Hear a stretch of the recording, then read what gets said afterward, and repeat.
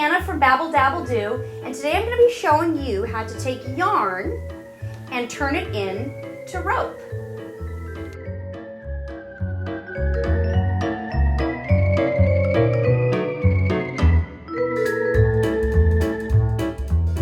So let's get started. The first step is to simply knot the end of the pieces of yarn that you're going to be twisting. And then you're going to need to affix that somewhere. A good idea is to tie this to a doorknob. In this case, since I'm showing this to you on a table, I'm going to duct tape it down. But make sure that it's secure because you're going to be pulling on this yarn as you twist it. Then, the next step is to simply begin twisting. All you do is twist it between your fingers and slowly move down the rope as you go. Make sure that you keep it tight and taut as you twist.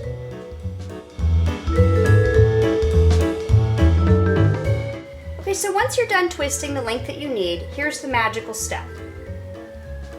Hold the end tight, place a finger at the midpoint, pull it back to the beginning, and then let go.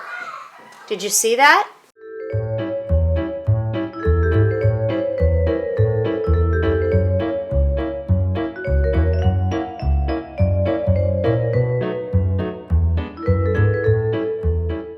Check it out. Now it's twisted into a rope, and it's pretty strong.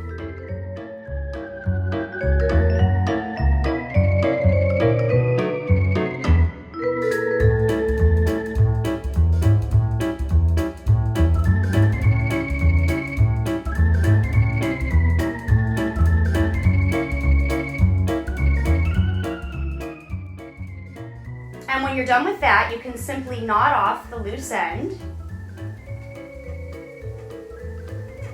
But it's pretty secure, it does not come apart, and it's really pretty with all the different colors intertwined together. Alright, and that's it in this week's episode of Creative Basics. I hope you enjoyed learning how to make yarn rope.